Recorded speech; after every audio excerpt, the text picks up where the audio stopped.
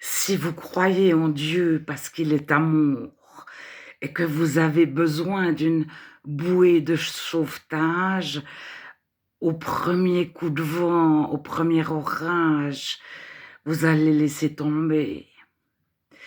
Personnellement, moi j'ai cherché où était la vérité entre le bouddhisme, les musulmans, Jésus, etc. J'ai demandé à Dieu: «Mais qui es-tu?» Je cherche le Dieu de la vérité et j'ai prié, j'ai crié à Dieu: «Révèle-toi». Et je vous invite à réfléchir pourquoi vous êtes athée. Comment vous en êtes arrivé à cette conclusion ou agnostique? Comment croyez-vous ce que vous croyez? Et parfois, le Dieu des chrétiens, le Dieu créateur du ciel et de la terre est calomnié. Les chrétiens sont calomniés. On veut surtout pas du Dieu de ces chrétiens-là ou de ces juifs-là. C'est impossible. Mais moi, je vous invite à passer au-dessus de vos préjugés, de vos acquis, de votre ressenti, de vos habitudes, de vos conclusions et de croire que celui qui nous a créés, c'est mieux que nous.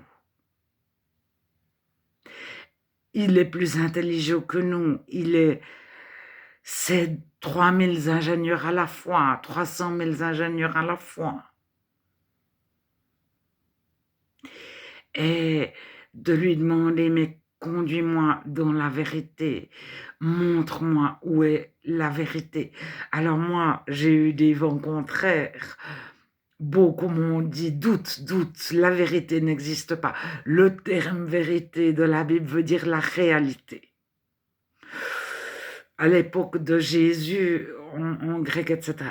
Et à un moment donné, on m'a dit: «Mais chacun sa vérité. La vérité n'existe pas». Et à un moment donné, on ne s'attache plus à la vérité, mais à Dieu lui-même. On est entré par une porte, que ce soit celle de l'amour, de la vérité, etc. On a cherché Dieu et en pensant que lui savait beaucoup mieux que nous. Et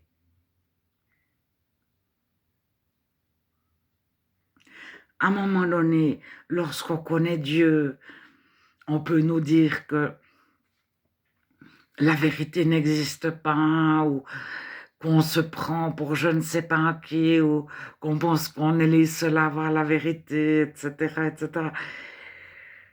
Peu importe ce que les autres disent ou pensent, mais restons à leur écoute, aimons-les. Ça veut pas dire, devenir borné, ça veut dire ne pas dépendre de ce que les autres pensent de nous. Il y aura toujours quelqu'un pour nous dénigrer ou pour ne pas nous aimer.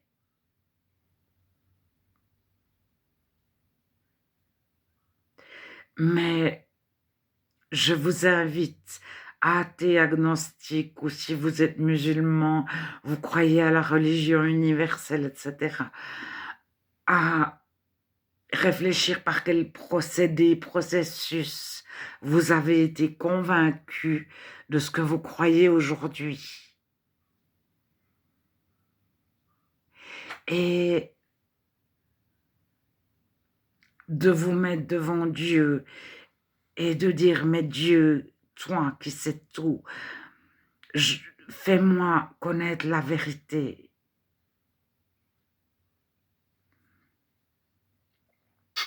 La réalité, la vraie réalité.